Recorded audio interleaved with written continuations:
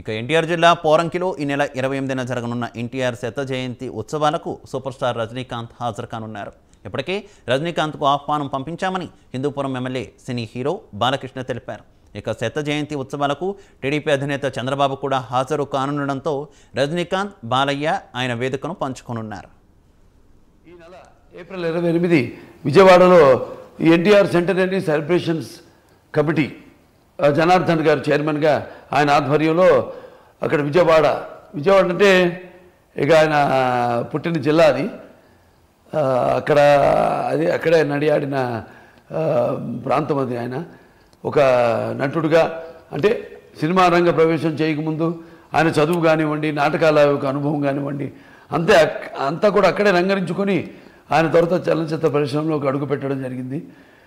కాబట్టి ఈ యొక్క ఎన్టీఆర్ సెంటనరీ సెలబ్రేషన్స్ ఒక శంకారాగమంగా పూరిస్తూ ఈ యొక్క ఏప్రిల్ 28 విజయవాడలో ఈ ఎన్టీఆర్ సెంటనరీ సెలబ్రేషన్స్ కమిటీ ఆధ్వర్యంలో ఆయన ఈ యొక్క పండుగను చేసుకోవడం జరుగుతుంది.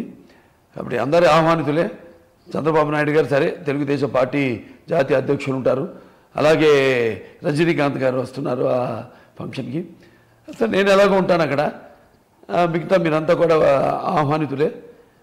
వచ్చి ఆ కార్యక్రమాన్ని ఘన విజయం చేయవలసిందిగా మీ అందరికీ